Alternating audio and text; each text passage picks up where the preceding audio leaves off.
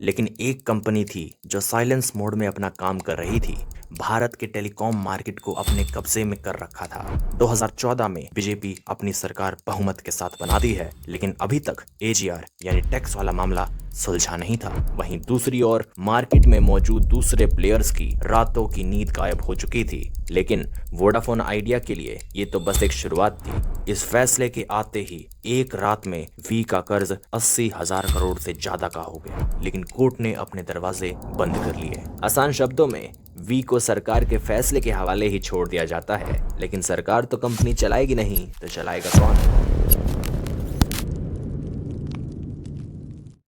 तो क्या बोलती पब्लिक? सन 2000 से भारत सरकार और टेलीकॉम ऑपरेटर्स के बीच में एजीआर यानी उन पर लगने वाले टैक्स को लेकर खींचातानी जारी थी, लेकिन मामला जैसे तैसे करके आगे चल रहा था। टेलीकॉम मार्केट में वोडाफोन, आइडिया, बीएसएनएल, भारतीय एयरटेल जैसे प्लेयर्स मौजूद थे। जहां आइडिया को गांव तो वोडाफोन को शहर के नेटवर्क का किंग माना जाता था। 2008 में अनिल अंबानी के रिलायंस कम्युनिकेशन ने भारत के टेलीकॉम मार्केट को अपने कब्जे में कर रखा था, जहां उस समय रिलायंस कम्युनिकेशन के पास सबसे ज्यादा सब्सक्राइबर मौजूद थे।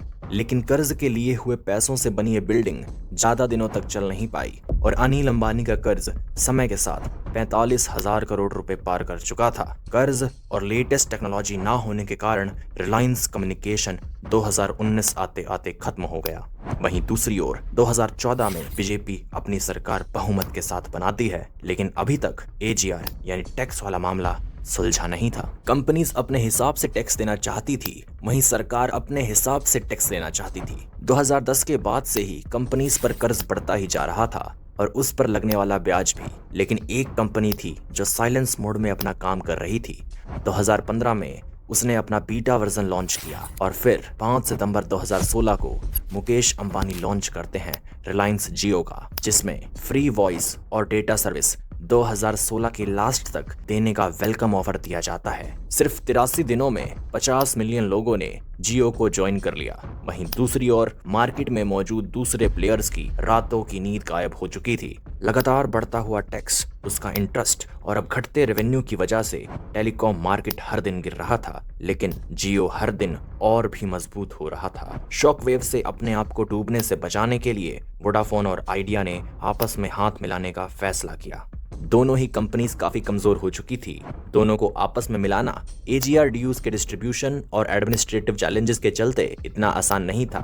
20 मार्च 2017 से शुरू हुआ ये गठबंधन अगस्त 2019 में जाकर फाइनल हुआ। लेकिन वोडाफोन आइडिया के लिए ये तो बस एक शुरुआत थी, क्योंकि मुश्किलें अब शुरू होने वाली थी। अक्टूबर 2019 में सुप्रीम कोर्ट ने लगभग 9 साल से पेंडिंग चल रहे केस टैक्स कलेक्शन यानी एजीआर कैलकुलेशन को लेकर बड़ा फैसला सुनाया, जिसमें सुप्रीम कोर्ट ने सरकार के टैक्स कलेक्शन की परिभाषा को सही बताते हुए वोडाफोन आइडिया को एक बड़ा झटका दिया।